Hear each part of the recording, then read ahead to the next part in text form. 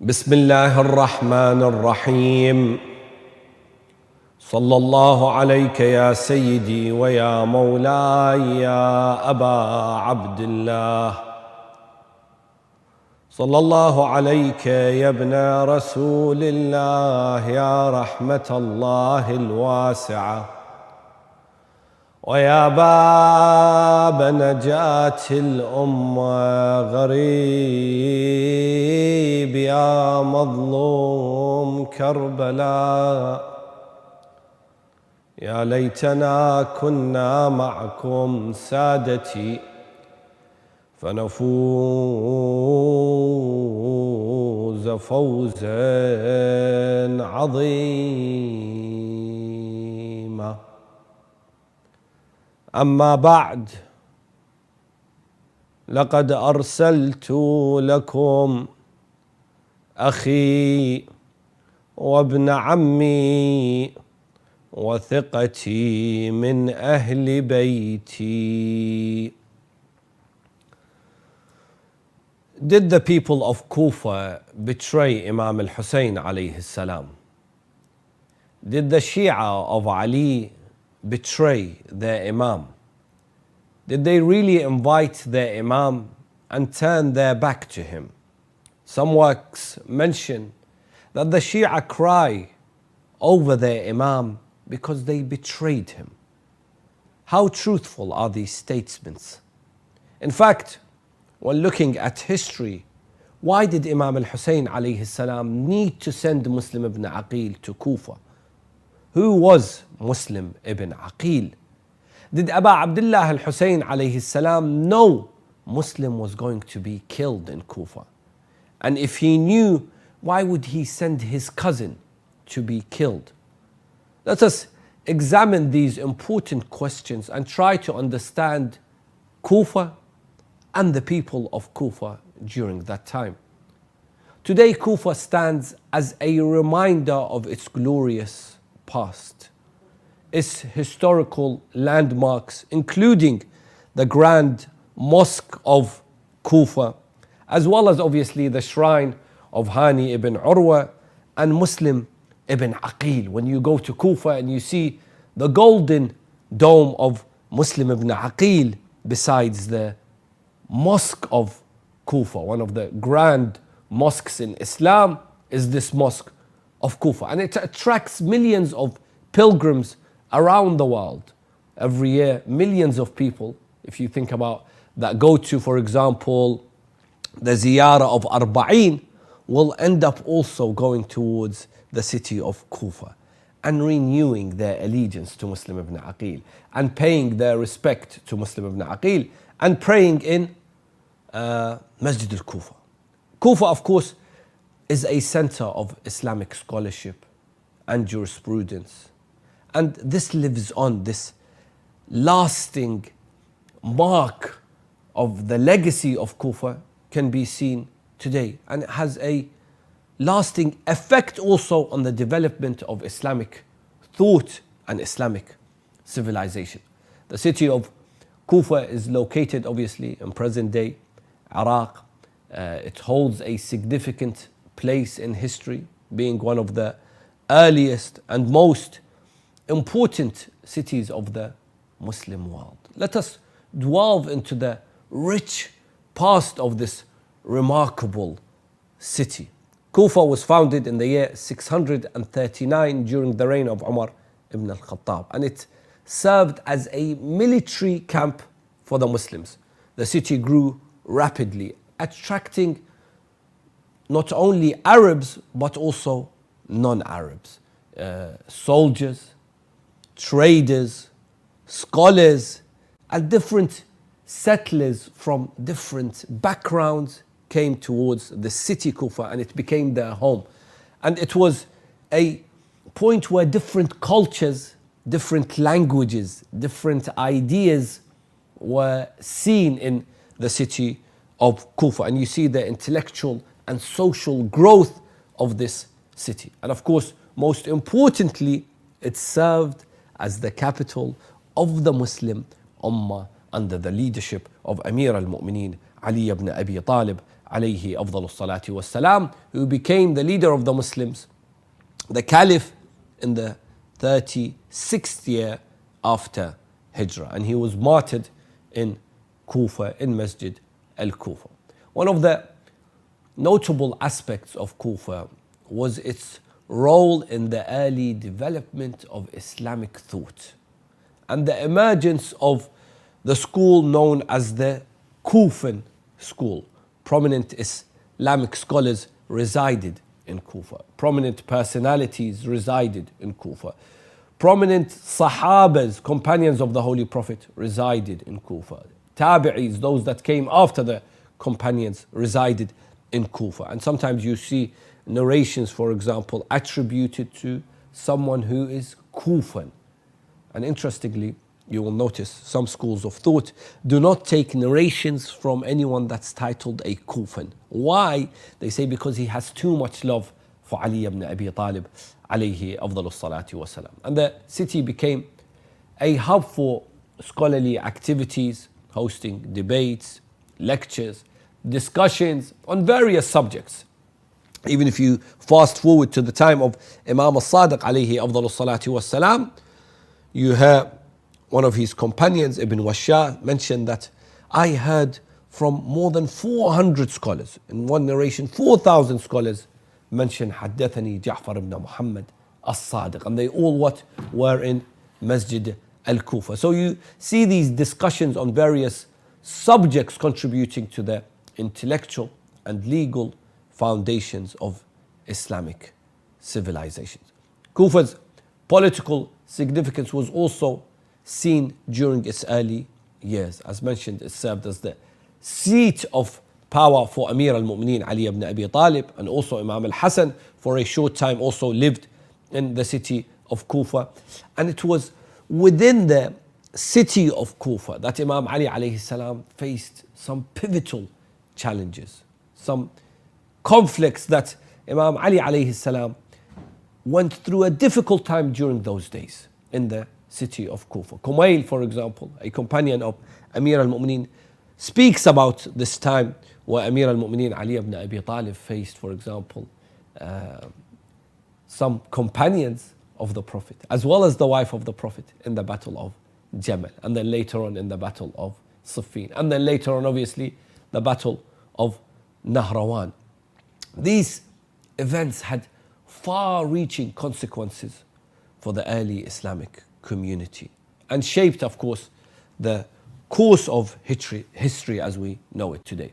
Over the centuries, Kufa witnessed turmoil, witnessed times that were difficult for the Muslims. And of course, it played a major role in the revolution of Sayyid al-Shuhada, Abi Abdullah al-Hussein, and leading to the martyrdom of Abi Abdullah al-Hussein from the 60th year after Hijrah all the way up until Muharram 61 after Hijrah. And this is the period that we'd like to look at. History tells us that firstly, after the death of Muawiyah ibn Abi Sufyan in Rajab 60 after Hijrah, he had appointed his son Yazid, against obviously the terms that were in the treaty between him and Imam al-Hasan alayhi salam. And what Yazid would try and do when he comes into power in the month of Rajab in the 60th year after Hijrah, we're talking now 6 months before the events of Ashura, he tries to gain the allegiance of Amir al-Mu'mineen Ali ibn Abi Talib. And how does he do this? How does he get the allegiance of the followers of Ali ibn Abi Talib? By getting the allegiance of Imam al-Hussein. He wants Imam al-Hussein to agree to him being a caliph. So what? He gains the allegiance of the followers of Ali ibn Abi Talib alayhi afdal salatu wasalam. Imam al-Hussein is in Medina, and through his governor, Yazid, through his governor Al-Walid, sends a letter saying that get the allegiance of Imam al-Hussein alayhi salam, and if you do not get the allegiance of Imam al-Hussein, kill him. Of course, the Imam alayhi afdal salatu wasalam refuses. In his famous quote, نحن أهل بيت النبوة ومعدن الرسالة ومختلف الملائكة بنا فتح الله وبنا ختم ويزيد رجل فاسق شارب الخمر قاتل النفس المحترمة. Then he says this very important line that many of you have heard: ومثلي لا يبايع مثله. Imam Hussein عليه أفضل الصلاة والسلام makes it clear we are from the lineage of the Holy Prophet. With us Allah subhanahu wa ta'ala starts, and with us Allah subhanahu wa ta'ala ends. We are from the house where the revelation was revealed, where the angels resided. ومثلي, someone like me is going to give allegiance to a hypocrite, to someone that drinks alcohol, to someone that kills innocent people, to a fasiq, to a tyrant, to a corrupt person. I'll give my hands to a corrupt person? No. مثلي لا يبايع مثله. Someone like me will not give allegiance to Yazid. And of course, Imam al-Hussein, knowing that his life is in danger, decides to move towards Mecca in the month of Sha'ban. When he reaches Mecca, the news of the revolution of Imam al-Hussein spreads to the Muslim world. And that's when he starts to receive the letters from the people of Kufa, inviting him to Kufa. And historians say that in the month of Ramadan, so we're talking Imam al-Hussein leaves Medina in Rajab, end of Rajab, reaches Mecca in the month of Sha'ban. In the month of Ramadan, Shahr Ramadan, that's when he receives the letters during that period. And that's when he decides to send Muslim Ibn Aqil. And he responds to these letters, and historians have narrated to us that up to 12,000 letters reached, or signatures reached, Imam al-Hussein alayhi afdalus salati wassalam. And we have the letter that Imam al-Hussein alayhi afdalus salati wassalam sends with his ambassador, Muslim Ibn Aqil, in which he states that he has received the letters of the people of Kufa, and in response he says, I have dispatched to you my brother. لقد أرسلت إليكم أخي وابن عمي, and my cousin, وثقتي من أهل بيتي, and the reliable person, the trusted person from my family members, and I have ordered him to write to me about your situation, about your affairs and point of view. Hence, if he reports to me with the same view that your noblemen, your learned, your intellectual people have written to me, that I read in your letters, then I will rush to you, insha'Allah, as soon as possible. This is the letter he sends with his ambassador, with his cousin, Muslim Ibn Aqil. Now here, a few questions arise when we look at this letter. Firstly, before actually looking at the words of Abi Abdullah al-Hussein, who wrote the letters to Imam al-Hussein alayhi afdalus salati wassalam? Who in Kufa wrote these letters inviting Imam al-Hussein alayhi afdalus salati wassalam? Secondly, why does Imam al-Hussein alayhi salam choose Muslim Ibn Aqil from his family? Why not choose someone else? Why your cousin? Let's discuss these very important points. Firstly, who wrote the letters to Imam al-Hussein alayhi afdalus salati wassalam? We know that thousands of letters, thousands of signatures were sent to Imam al-Hussein alayhi salam while he was in Mecca. That means a lot of people in Kufa wrote to Imam al-Hussein alayhi afdal salatu wasalam. Who lived in Kufa? Those that say the Shias betrayed Imam al-Hussein. Who lived in Kufa? Who were the people in Kufa? Because the governor at the time, who was the governor placed by Muawiyah, was An-Nu'man ibn Bashir. And he was known to be a weak ruler to a certain extent. And we know this because obviously Yazid later on replaces him with Ubaydullah ibn Ziad to try and get control of things after Muslim Ibn Aqil arrives to Kufa. But what's the population of Kufa? Is it really the Shia of Ali that are in Kufa? Are they the majority? Did they write these letters and later betrayed their Imam. What happened to them? Why did they betray their Imams? Because as I mentioned, narrations mentioned up to 12,000 signatures were received by Imam Hussein alayhi salam.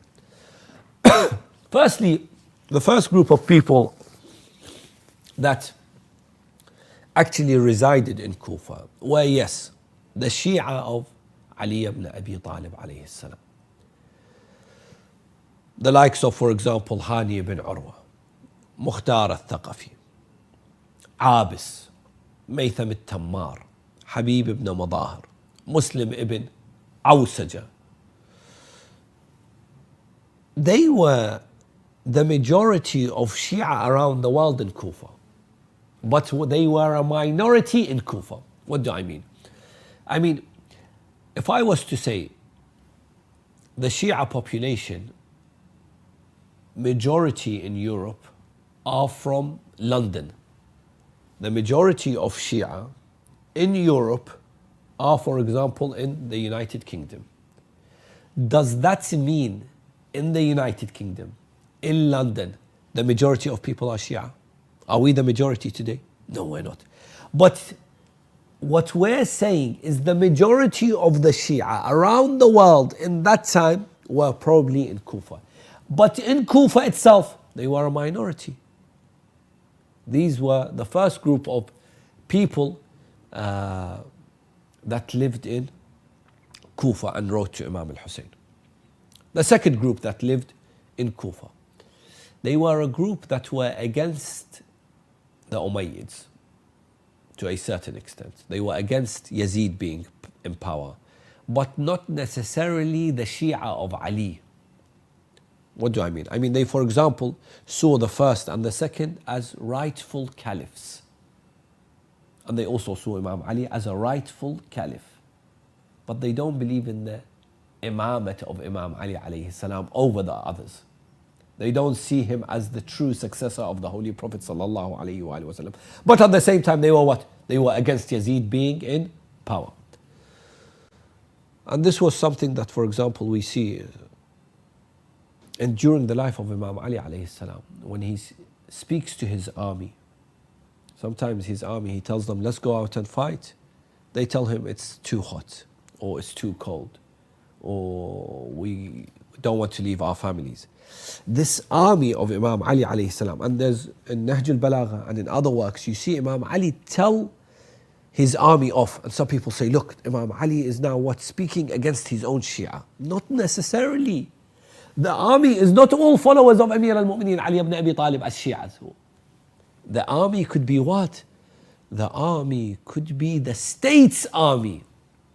Imam Ali alayhi salam, we can say to a certain extent, inherited this army from the previous caliph, They were the army of the state, of the Muslims. They weren't necessarily, their allegiance was to Imam Ali. No, their allegiance was to whoever is in power. This is what? The second group of people, that no matter who's in power, then we're what? We're going to follow him. It doesn't matter. They were not happy with Yazid being in power. The third group are neither with Yazid, neither with Imam al-Hussein alayhi salam. They were in the middle. And they were the group that was the majority of people in Kufa. Wherever the wind takes them, they will go with the wind. Go with the flow, as they say. You know, you have a certain group of people, you tell them today, let's do this, yes, let's do this. Let's do that, yes, let's do that. They go with the flow. They don't really, again, I don't want to say this is sometimes a bad characteristic, sometimes someone's easygoing. But sometimes this is also a problem where they don't really have values that they stand up for. One day they're X, one day they're with Y. This is the group that will go with the flow. They saw everyone writing to Imam al-Hussein alayhi salam, everyone not happy with Yazid. They saw the upper hand with Imam al-Hussein, with Muslim Ibn Aqil. They decided to what? Join Muslim Ibn Aqil. Otherwise, later on, they saw Ubaydullah ibn Ziyad come into power. Ubaydullah ibn Ziyad now has the upper hand. Go with the flow with Ubaydullah ibn Ziyad. No real values that they stand up for. And this, the people in the middle, these people don't really have much values, you can say. The ones that 1 minute they're with Muslim Ibn Aqil, the next minute they're with Ubaidullah ibn Ziad. They just go with the flow. And even during the time of the Holy Prophet ﷺ, we see this. Who has the upper hand? The kuffar of Quraysh or Rasulullah ﷺ? Whoever has the upper hand, they would side with them. They didn't really have belief when they joined Rasulullah ﷺ. And Amir al-Mu'mineen makes it clear later on that you joined because of the upper hand. Rasulullah had the upper hand, you joined him. You were with Quraysh when they had the upper hand against Rasulullah sallallahu alayhi wa sallam. You did not join the religion of Islam because you had true iman, you had true faith, you believed in the message of Rasulullah sallallahu alayhi wa sallam. And also we have certain narrations that speak about certain people that were with the Holy Prophet sallallahu alayhi wa sallam, that fought with Rasulullah sallallahu alayhi wa sallam, died with Rasulullah sallallahu alayhi wa sallam, and Rasulullah said to them, this person's in hellfire. They said, Ya Rasulullah, how is he going to enter hellfire? He's just fought with you, he's gained martyrdom with you. One person says, this confused me. So I went to that person before he died on the battlefield. I sat next to him. I said to him as he opened his eyes in his last few breaths, I said to him, Hani'an laka al-Jannah. I gave him glad tidings of what? Of paradise. He opened his eyes and he said to me, what paradise are you talking about? I said to him, you've just gained martyrdom in the way of Rasulullah for the cause of Allah subhanahu wa ta'ala. He says, I joined Rasulullah not because I believed in paradise or his religion. I joined because I realized after every battle there was war booty. That's why I joined the Holy Prophet. Upper hand. This was what we can say a huge group of people in Kufa that wrote to Imam Hussein. They were in the middle. Who has the upper hand? So when Muslim Ibn Aqil alayhi salam arrives, he actually mobilizes an army. He has thousands of people by his side. And Yazid realizes that he is losing control of Kufa, and therefore he sends Ubaidullah ibn Ziyad. And that's when the tides change. Ibn Ziyad disguises himself as he enters into Kufa, arrives to Kufa, removes An-Nu'man ibn Bashir from the governor as the governor of Kufa, and he takes control of Kufa. And things now what? Turn towards the side of Ubaidullah ibn Ziyad. And what he does is he imprisons, for example, the likes of Mukhtar. And this is now where, to a certain extent we can say, the people turning against Imam al-Hussein starts. Certain things take place during the month of Shawwal, Dhul Qa'dah, and the beginning of Dhul Hijjah. We said Muslim reaches in Shahr Ramadan. Certain things take place which lead to Muslim Ibn Aqil being left alone in Kufa. Number one, for example, as I mentioned, imprisonment of many of the Shia of Amir al-Mu'mineen Ali ibn Abi Talib. Did you know that Maytham al-Tammar was someone that was imprisoned? Did you know that Mukhtar al-Thaqafi was someone that was imprisoned? Certain companions, loyal followers of Imam Ali alayhi salam, that had written to Imam al-Hussein inviting him were imprisoned. Number one. Number two, public killing of certain companions also of Imam Ali alayhi salam. For example, Maytham, after he is imprisoned, he is killed publicly in the streets of Kufa for everyone to see. Hani ibn Urwa is killed publicly. Hani is not a normal figure. Hani is a tribal leader. Hani is one of the most prominent personalities in Kufa. Leader of a tribe, thousands of people under him. When Hani is killed publicly, he's the tribal leader, no one says anything. His own tribe, what? Leave as well, Muslim Ibn Aqil. And sometimes you see this. When evil takes place, when falsehood takes place in society, when something evil, when something of false nature, when something corrupt takes place in society, and no one comes out to denounce this evil act, no one comes out to speak out against this corrupt act, what takes place? The corrupt act, this evil act, becomes normal in society. Because even those that are supposed to do Amr bil Ma'ruf and Nahi al Munkar stayed quiet. So evil becomes stronger. Falsehood takes over. How many times have you seen this today in society? Hani ibn Urwa is killed. Maytham al-Tammar is killed. Mukhtar al-Thaqafi is imprisoned. Not a lot of people speak out. Maybe out of fear for their life, maybe for another reason. Either way, Hani is a tribal leader. He is killed. Another thing that Ibn Ziyad does is he starts, the ones that he can't kill, he starts bribing them. There's two groups. One group will not be bought with money. If you give them a bribe, they will not accept. You have to kill them. Another group of tribal leaders, no, you don't have to kill them. Bribe them, give them a bit of money, tell them, listen, you and your tribe leave Muslim Ibn Aqil. Number 4, he starts, because of these things that are taking place, public executions, imprisonment, imagine public executions in the main downtown Kufa is taking place of Maytham al-Tammar, the loyal companion of Imam Ali alayhi salam. Someone who's 50-50 with his loyalty for Imam Ali and sees Maytham being killed, is he going to come out and support Muslim Ibn Aqil? No, I'm staying at home. I'm locking myself in. Why? Because now what Ibn Ziyad has done is he has put fear into the people's minds and hearts. Then he starts spreading a rumor. Yazid and his army are waiting outside of Kufa. They're going to enter. Anyone that's Muslim with Muslim Ibn Aqil is going to be killed. Is anyone going to stay with Muslim Ibn Aqil? And that's why we have even stories that say mothers, wives would come out of their homes and literally pull their husbands and their sons and bring them back home, and they say, leave Muslim Ibn Aqil. Why would you want your son, why would you want your husband to join Muslim Ibn Aqil, knowing that maybe if he joins Muslim Ibn Aqil, he will be publicly executed in Kufa?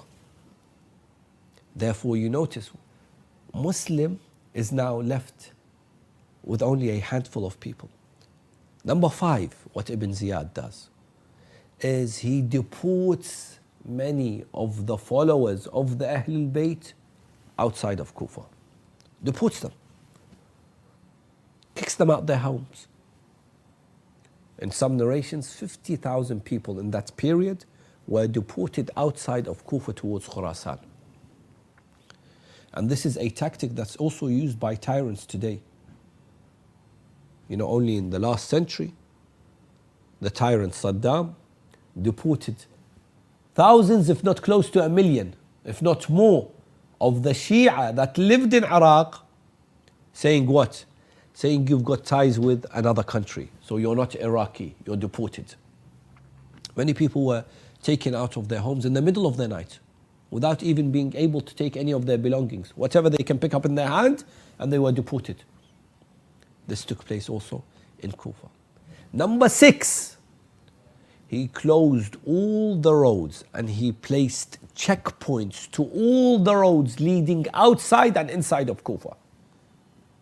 And closed all the gates. Anyone wants to leave Kufa, where are you going? Arrested. That's why some people, when they come forward and they say, only 70 people joined Imam Hussein alayhi salam. Only 100 people joined Imam Hussein. Such a small number. I know. They say such a small number. I say no.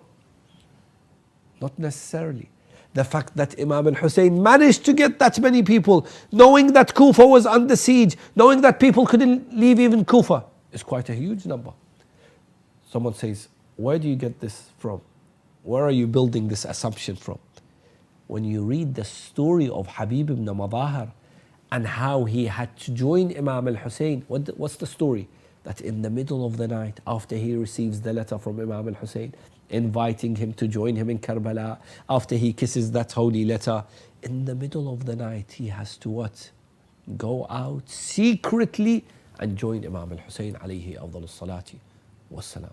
So it's actually a miracle that so many people managed to join Imam al-Hussein alayhi afdal salati wassalam in Karbala. Now to the next point. Why Muslim Ibn Aqil? Who was Muslim Ibn Aqil? Firstly, to try and look at this personality. One way is to look at the ziyarah attributed to our Imams when addressing Muslim Ibn Aqil. When you go to the shrine of Muslim Ibn Aqil, there's a certain ziyarah when you say your salam to Muslim Ibn Aqil. Just read that ziyarah.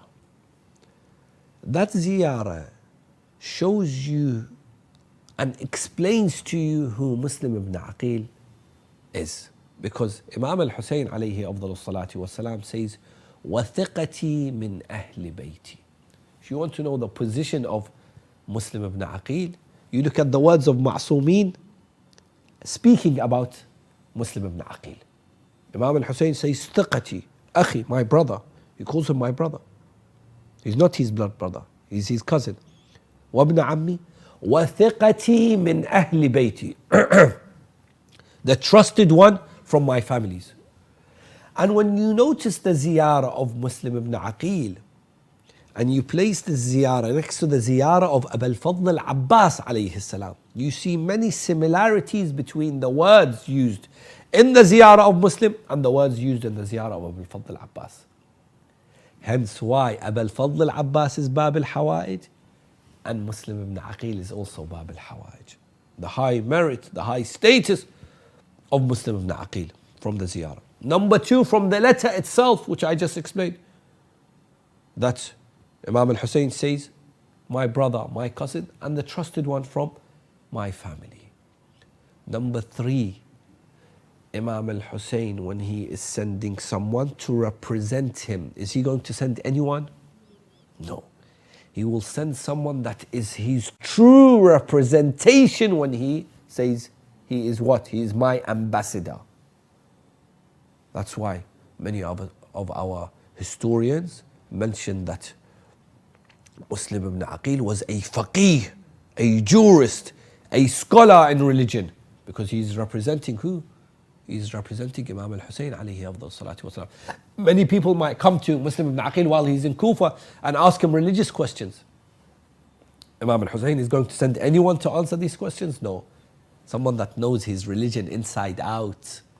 Someone that represents Hussein, because Hussein represents Muhammad sallallahu alayhi wa alihi wa sallam. And Muhammad represents Islam. Therefore, Muslim represents the religion of Islam. He wants someone to represent him in the best manner. And that's why we are told that Muslim Ibn Aqil was only maybe a few years younger than Imam al-Hussein alayhi salam. Therefore, he was a close family member of the Imam. He's someone that the Imam lived with. He's someone that the Imam grew up with. Hence, he was the trusted one from the camp of Imam al-Hussein alayhi salam, from the family of Imam al-Hussein.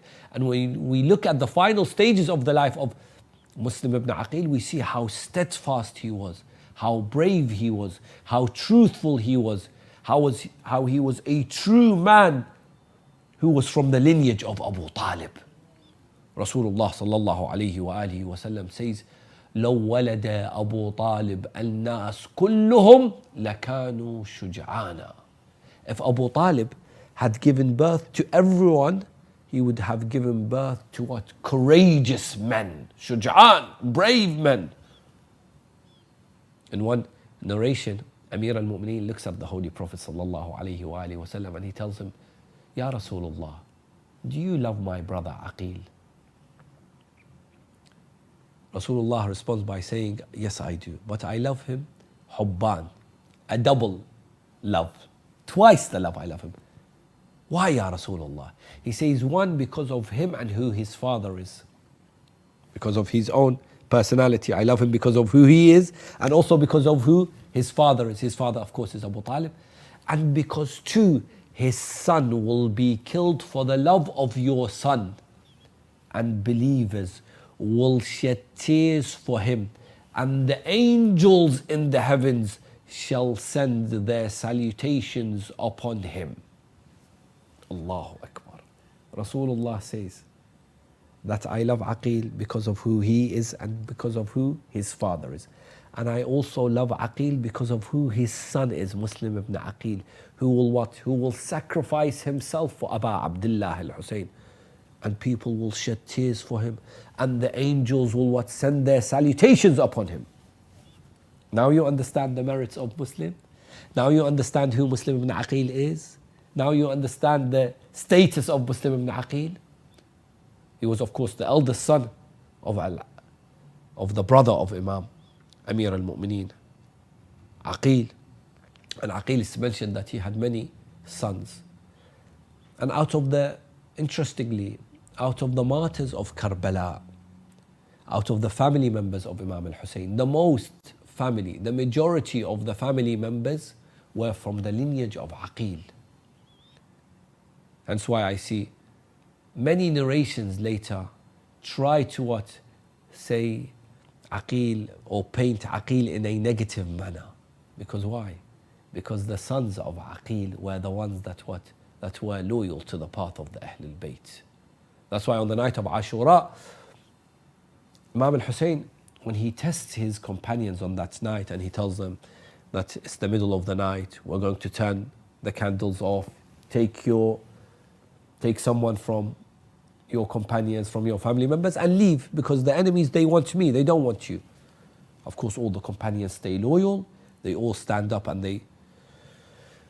they renew their allegiance to Imam al-Hussein alayhi salam, saying that if we were killed 70 times and we were burnt and our ashes were brought back to life, then we will not leave you, Ya Aba Abdullah al-Hussein. That same night, Imam al-Hussein looks at the family of Aqil and he says, "Oh family of Aqil, you have already proved yourself through the martyrdom of Muslim Ibn Aqil.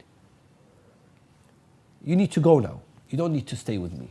And what do they respond? They will say, "We will never abandon you, Ya Aba Abdullah al-Hussein." Because Muslim had 4 sons and 1 daughter. Either her name, in some communities, she's known as Hamida or Atiqa. He had, of course, Abdullah and Muhammad, who fought in Karbala, and he had another 2 sons who later on, they were too young to fight in Karbala. They were children and they escaped. And of course that famous story where they ran and they realized that they were now lost after the events of Karbala. And subhanallah, the same story as their father, and then later on they are killed, and there's a shrine for them in an area known as Musayyab, just outside of Karbala.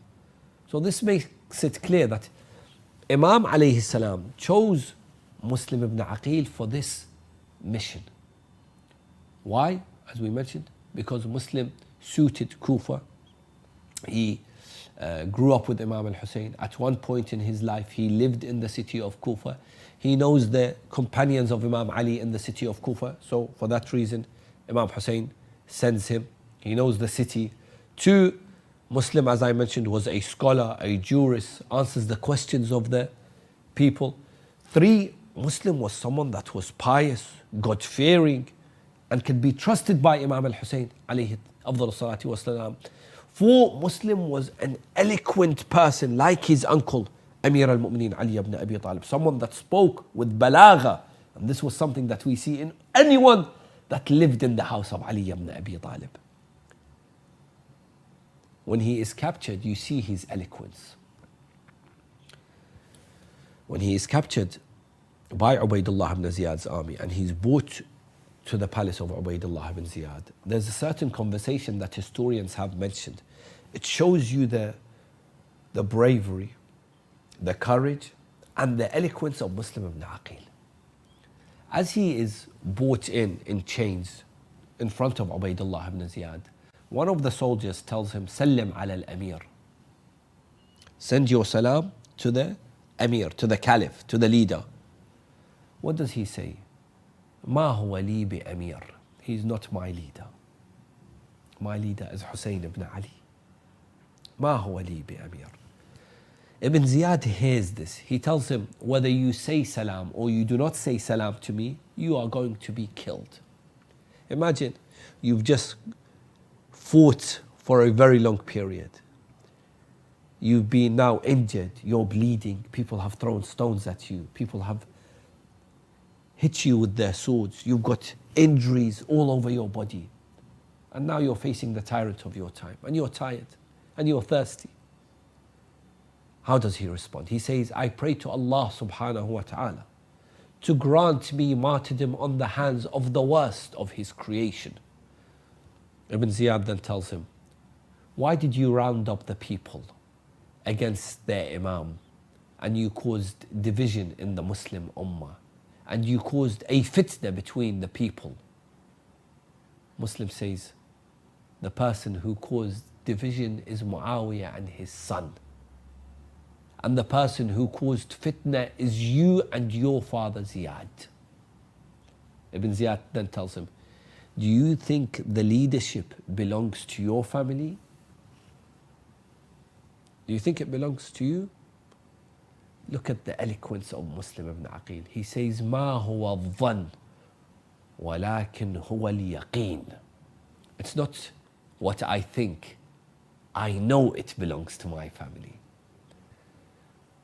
Then Ibn Ziyad tells him, Yazid is the truthful leader of the Muslims, and you have caused division amongst his ummah. He responds, Yazid is not the truthful leader, and we have not caused division. We are advising people to the truth after you took them to falsehood, and we are dismissing people from falsehood after you removed the people from the truth. Ibn Ziyad has no reply. He starts to curse him and curse Amir al-Mu'mineen Ali ibn Abi Talib alayhi salam. Eloquence, how steadfast Muslim Ibn Aqil in the face of the tyrant after he's gone through a battlefield. And he was brave and courageous, like his uncle Ali ibn Abi Talib alayhi salam. He was a man of honor. He had the opportunity, by the way, to kill Ibn Ziyad in Shuraik's house, but he doesn't do it because he says, I can't kill someone in a treacherous way. I can't kill someone from behind. We are not from a house of treachery and betrayal. He shows his integrity. He shows his valor. And you know, before he was killed, you want to see his honor. They ask him, do you have any wishes before we kill you? He says, yes. I borrowed 700 dirhams from someone in Kufa. Can you send a letter to my family so they can repay my debt? I needed some money for my livelihood, to just eat, drink. I borrowed 700 dirhams. Can you make sure it's paid back? What does this tell us about Muslim Ibn Aqil? He could easily have taken money from people, used his position as the representative of Imam Hussein alayhi salam. He could say, I'm the wakil of Imam Hussein, give me your money. And people will give. People usually trust people that are in senior positions. People will give their money. He could have easily used that position and taken money of people, and he doesn't have to pay it back. Give me your huquq. But he doesn't do this. He borrows money from someone. He could have easily forgotten about his debt. But he is a pious man. How many people take money from others and pretend to have forgotten? How many people usurp land, wealth, and don't even flinch an eyelid?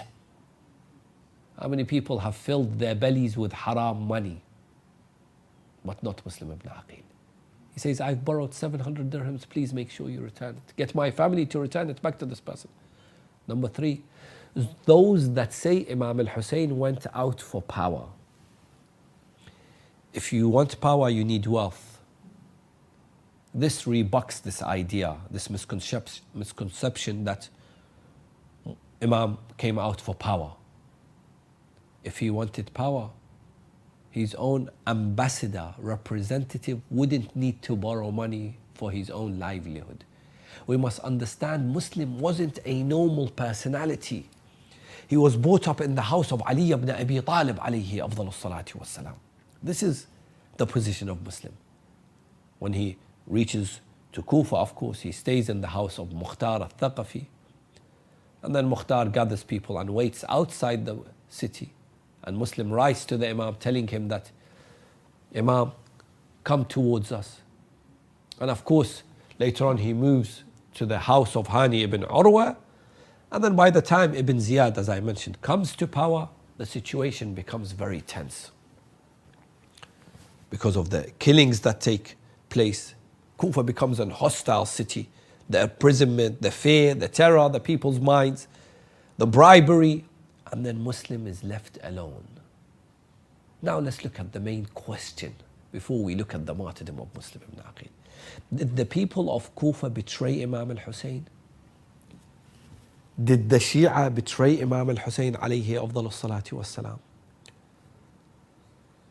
And by answering this question, we will be able to answer the question about did Imam al-Hussein know about Karbala? No doubt he knew about Karbala. Because from his birth, Rasulullah informed his father and mother about Karbala. Many times Rasulullah spoke about Karbala.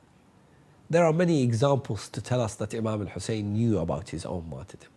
When he left Medina, for example, look at the conversation that takes place between him and Salama. Look at, for example, the narration that speaks about when he visited the grave of his grandfather Rasulullah before he left Medina.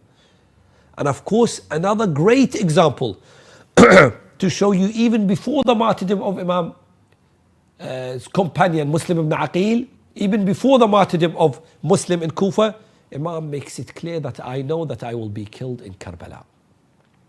خط الموت على ولد آدم مخط القلادة على جيد الفتاة وما أولهني إلى أسلافي اشتياق يعقوب إلى يوسف وخير لي مصرع أنا لاقي كأني بأوصالي تقطعها عسلان الفلوات بين النواويس وكربلاء. Before he leaves Mecca, Abi Abdullah al-Hussein alayhi salam stands next to the Kaaba. And historians have reported to us his sermon. Death has been destined for the descendants of Adam like a necklace on the neck of young girls. And my passion to be reunited with my family is like that of Yaqub for Yusuf. There has been a battlefield determined for me whereto I am moving, as if my body organs are being severed between Nawawis and Karbala, so that they will fill their empty bellies with my flesh. There is no escape from a day destined. Whatever pleases Allah pleases us, the Ahlul Bayt. We are patient over his tests, and he shall grant us the reward of those who are patient. In this sermon, the Imam alayhi salam informs all his companions, informs everyone that's in Mecca that's come to perform Hajj of his own martyrdom, to ensure that, listen, if you want to join me, I want you to be ready for this mission. Because what? You're going to sacrifice your blood in the cause of Allah. And this is one reason for why we say there is no companions like the companions of Imam al-Hussein alayhi afdal salatu wasalam. Even in the Prophet's time, some would join for worldly pleasures, for worldly gains. When some companions migrate from Mecca to Medina in the Hijrah, Rasulullah promises them, he says, I will give you a better life when you migrate with me, when you join me. Imam al-Hussein tells them, if you migrate from Mecca now, if we go to Karbala, what are you going to face? A better life? No. You're going to be killed. Yes, in the next life, paradise. But the only thing I'm going to promise you is not worldly gain. It's shahada. I won't promise you positions. I won't promise you certain government positions. No. Shahada. Imam makes it clear. Martyrdom is what? Is the end for us. And is the meeting with Allah subhanahu wa ta'ala. That's why he says, من كان باذلا فينا مهجته وموطنا على لقاء الله نفسه فليرحل معنا. Whoever is willing to sacrifice his blood for us in the cause of Allah, they can accompany me. That's why when you read the ziyarah of the shuhada, طبتم وطابت الأرض التي فيها دفنتم وفزتم فوزا عظيما فيا ليتني كنت معكم فأفوز معكم. Surely pure are you and the soil that you are buried in, because you attained great success. Someone comes forward and says, if Imam al-Hussein knows about Karbala, Imam al-Hussein knows that the people of Kufa are going to betray him, why send Muslim Ibn Aqil to be killed? Firstly, the Imam has also the choice. But as Imam says, our will aligns with the will of Allah subhanahu wa ta'ala. What Allah wills, we also will. Mashi'atullah is also Mashi'atu Ahlul Bayt. 2. The people of Kufa have written to the Imam, inviting him. Imam has a duty to what? To respond. They say, you are our Imam. Imam has a duty. Then later on, they can't say, Wallah, we invited you, you did not come. They have no excuse. 3, and very importantly, does Rasulullah know about the death of Hamza before the Battle of Uhud? Yes. Why does he go to the Battle of Uhud and take Hamza with him? Why can't he leave Hamza? To achieve greatness, you must sacrifice. Imam al-Hussein achieved greatness by keeping the message of his grandfather alive. He sacrificed everything. In life, if you want to achieve anything, you must sacrifice. Whether it's sacrifice your time, sacrifice your effort, sacrifice money, what to achieve my goal, to achieve my aim. The more time you put into a certain project, the more profitable that project, for example, can be. I want to become a good doctor.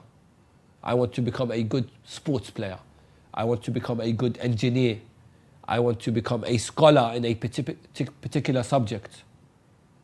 You don't achieve your aims without sacrifice. The higher your sacrifice, the higher your goal and ambition. Imam al-Hussein alayhi salam sacrificed everything for this eternal victory. Sacrifice was needed, and that's why the victory of Karbala became eternal. And that's why Imam Hussein leaves on the 8th of Dhul Hijjah. Muslim Ibn Aqil is what? Is killed on the 9th of Dhul Hijjah. And he achieved his mission. Someone says, Muslim did not achieve his mission. He told Imam al-Hussein to come, but then later on, the people of Kufa betrayed him. No, he achieved his. What was the mission of Muslim Ibn Aqil? To see if the people were ready to accept the allegiance of Imam al-Hussein, if they were ready for the truth. Yes, some people did betray Imam al-Hussein. But we can't say it was what? It was all the Kufans. Because sadly, some people now come forward, even within the Shias. They say, we are not like the Kufans, because the Kufans betrayed their Imam. Which Kufans are you talking about? Habib ibn Madahir? Abis? Muslim ibn Awsaja? Hani ibn Urwa? Maytham al-Tammar? Which Kufans are you talking about? Or in other schools of thought, other Muslims, they say the Shia killed Imam al-Hussein. Which Shia killed Imam al-Hussein? No, it wasn't the Shia that killed Imam al-Hussein. The Shia stood by Imam al-Hussein alayhi afdal salati wassalam. Yes, they were a minority. But how many times does Allah speak about a minority gaining victory over a majority group? It's not about numbers, it's about the quality. Yes, those that have no values, that they stand up for. They're always in the middle, go with the flow. One day they're with Yazid, one day they're with Ali, one day they're with Muawiyah, one day they're with Ali, one day they're with Rasulullah, one day they're with the kuffar of Quraysh. Yes, those people betrayed Imam al-Hussein. Yes, no, those people betray anything. You can buy them with money sometimes. They exist today. Yes, those people betrayed Imam al-Hussein. But not the loyal companions of Amir al-Mu'mineen. Not those that saw Imam al-Hussein as their Imam. So this generalization about the people of Kufa really is not a correct view. I can come forward and say, where are the people of Medina? Imam Hussein left from Medina. Why didn't anyone in Medina join Imam al-Hussein? Where are the people in Mecca? Imam al-Hussein left in Mecca. He made it clear, I'm standing up against Yazid. Why didn't the people in Mecca? How many people came for Hajj that year?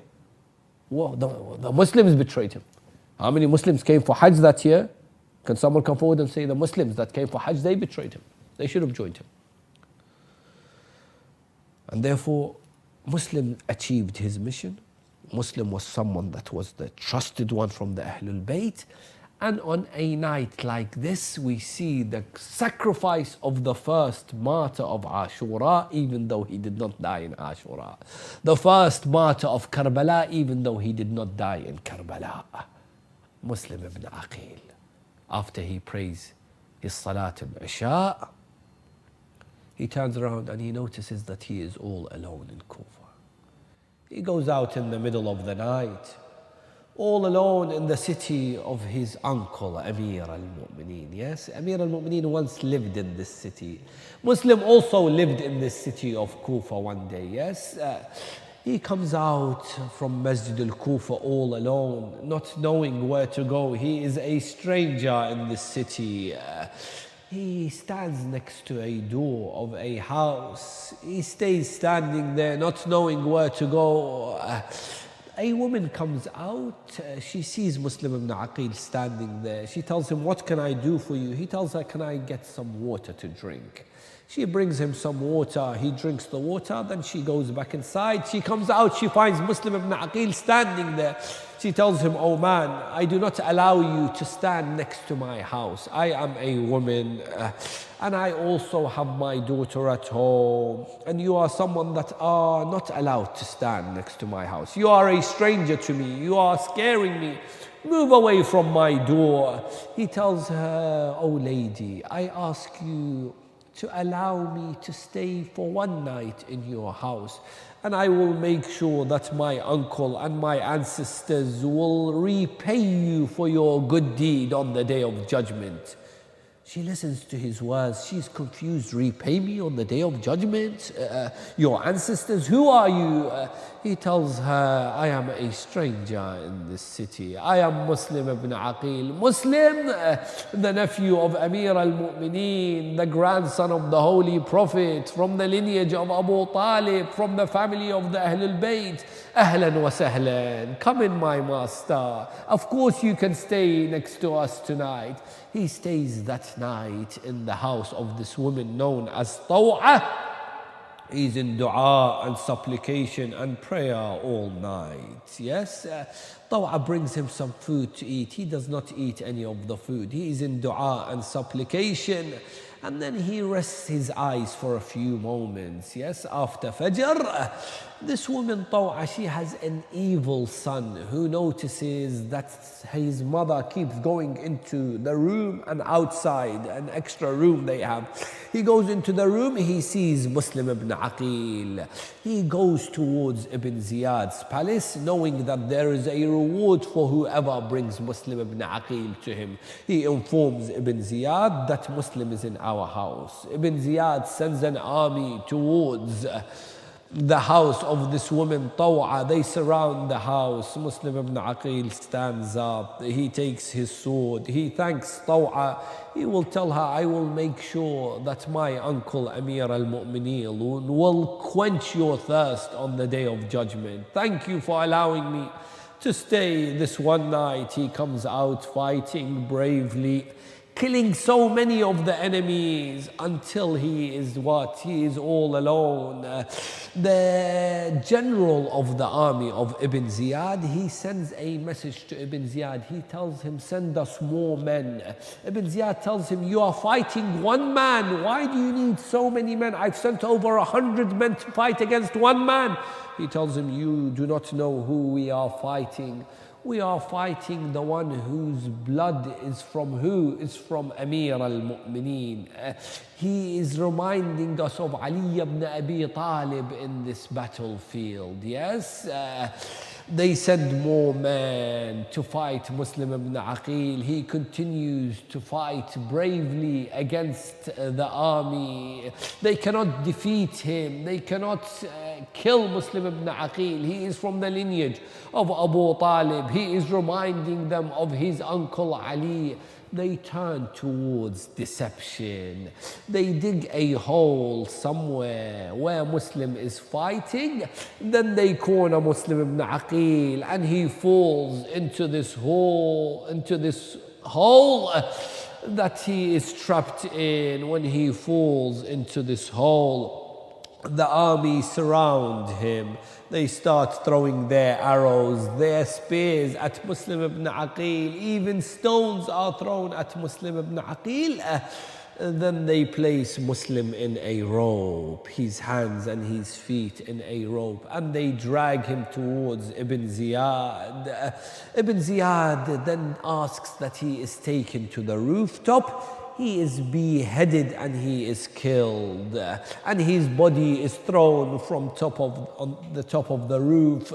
When they take Muslim Ibn Aqil towards the rooftop, he asks them, he tells them, can I pray 2 rak'ats of salat? He prays his final prayer. Then he tells them, can I drink some water? They give him some water to drink. Muslim was hit on his lips and there was blood coming out of his mouth. Every time he brought the water, the bowl of water to drink from, some of the blood would fall into the water and he could not drink the water because there is blood in it. They would bring him a second bowl, the same thing would take place. A third bowl, the same thing would take place. He says then to himself that Allah wants to see me. What? Killed thirsty. All the martyrs of Karbala, even the one that wasn't killed in Karbala is killed thirsty. Then Muslim Ibn Aqil turns towards Mecca, towards the direction of Mecca, knowing that Imam Hussein has just left Mecca. And he says, Assalamu alayka ya Aba Abdullah. Narrations mention Imam Hussein alayhi salam was making his way towards Iraq from Mecca. All of a sudden he stops, then he says, Wa alayka salam ya ibn al-am. Peace and salutations be upon you, O my cousin, O Muslim Ibn Aqil. And those that say, why do you hold a majlis for Muslim Ibn Aqil? Inshallah, our centers around the world are holding a majlis for Muslim today. Imam al-Hussein is the one that holds a majlis for Muslim Ibn Aqil. He stops his family and he holds a majlis remembering Muslim Ibn Aqil. Muslim Ibn Aqil is then beheaded from the rooftop of Kufa palace, and his body is thrown from the top of the palace and it's dragged in the streets of Kufa. Aywa Muslima, aywa ghariba, aywa madluma. يا رب الحسين بحق الحسين اشفي صدر الحسين بظهور الحجة.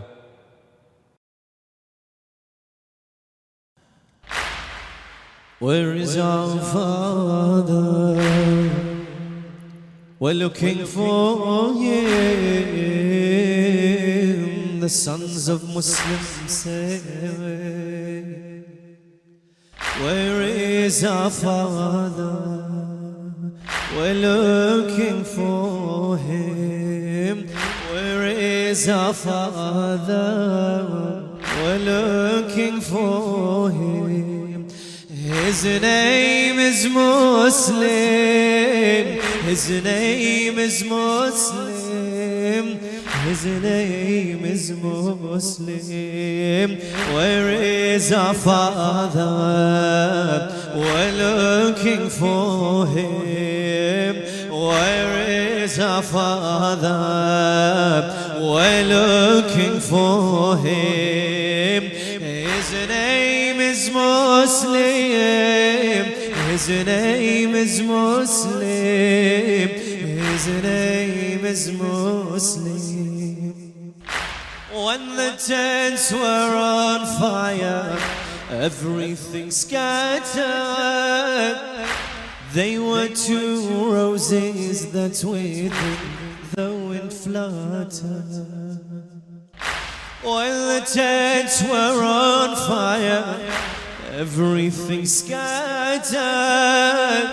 They were two roses that with the wind fluttered. The elder one to his younger brother uttered, from the death of our father, our heart shattered. From the death of our father, our heart shattered. Our father has gone. You are an orphan. Our father has gone. You are an orphan. He will not return. He will not return. He will not return. His name is Muslim. His name is Muslim. His name is Muslim. Running from Karbala, they walked for days and nights. Their feet are scalded and with the thirst each tongue fights. Running from Karbala, they walk for days and nights. Their feet are scalded and with the thirst each tongue fights. Tears in their eyes until they saw Kufa's lights. Tears in their eyes until they saw Kufa's lights. But Ibn Ziad had these two fixed in his sights. But Ibn Ziad had these two fixed in his sights. He told his soldiers, throw them in prison. He told his soldiers, throw them in prison. They're Muslims' children. They're Muslims' children. They're Muslims' children. His name is Muslim. His sons, his name is Muslim. His name is Muslim. Where is our father? We're looking for him. His name is Muslim. His name is Muslim. His name is Muslim. In prison they would pray and would bow and prostrate. The guard asked, who are these two that pray till so late? In prison they would pray and would bow and prostrate. The guard asked, who are these two that pray till so late? They replied that our father is Muslim the Great. They replied that our father is Muslim the Great. He cried, I've imprisoned Muslim sons, what's my fate? He cried, I've imprisoned Muslims' sons. What's my fate? And to Muhammad, what will my tongue say? And to Muhammad, what will my tongue say? How can I be a Muslim? How can I be a Muslim? How can I be a Muslim? His name is Muslim. His name is Muslim. His name is Muslim. He let them go but found them harm the evil. He said, I'll murder them and get reward I shall. He let them go but found them harm the evil. He said, I'll murder them and get reward I shall. His wife cried, let these kids go, they're young and frail. His wife cried, let these kids go, they're young and frail. He told his servant, kill them, or kill them I will. He told his servant, kill them, or kill them I will. His servant said no. His servant said no. His son cried to him. His servant said no. His son cried to him. The sons of Muslim, the sons of Muslim, the sons of Muslim. His name is Muslim. His name is Muslim. His name is Muslim. Where is our Father? We're looking for him. Where is our Father? We're looking for him. His name is Muslim. His name is Muslim. His name is Muslim. Harma took the elder one and cut off his head. His blood was washed by the tears his brother shed. His blood was washed by the tears his brother shed. Then he cut off his brother's head, like him he bled.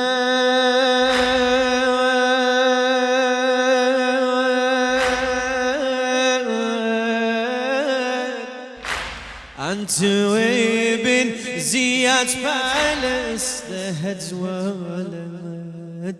Ibn Ziad saw that he killed these two.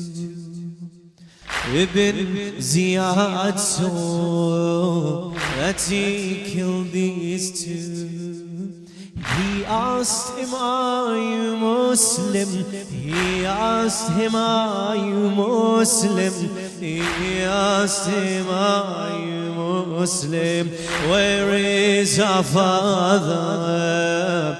We're looking for him. Where is our Father? We're looking for him. His name is Muslim. His name is Muslim.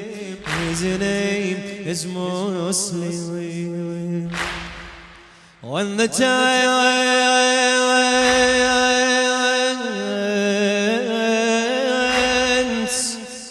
were on fire,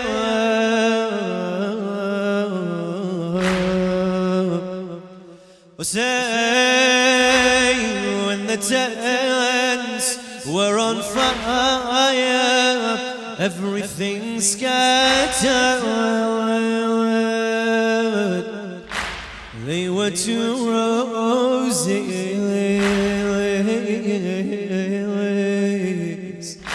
They were two roses that within the wind fluttered.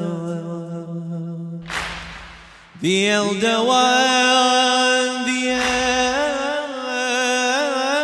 elder one, to his younger brother uttered from the death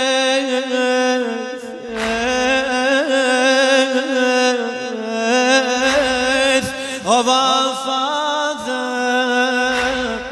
our hearts shattered. Our father's gone, you are an orphan. Our father has gone, you are an orphan. He will not return.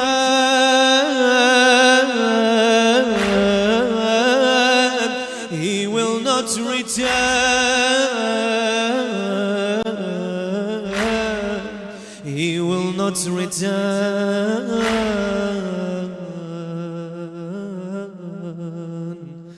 He will not return. Many thanks to the poet Nouri Sardar. Assalamu alayka ya Aba Abdullah wa ala al-arwah التي حلت بفنائك. عليكم مني جميعا سلام الله أبدا ما بقيت وبقي الليل والنهار ولا جعله الله آخر العهد مني لزيارتكم. السلام على الحسين وعلى علي بن الحسين وعلى أولاد الحسين وعلى أصحاب الحسين، خصوصا سيدي ومولاي أبي الفضل العباس واخته زينب جميعا ورحمة الله وبركاته. وإلى أرواح أموات المؤمنين والمؤمنات والمشاهدين نهدي لهم جميعا ثواب سورة المباركة الفاتحة مسبوقة بصلاة على محمد وآل محمد.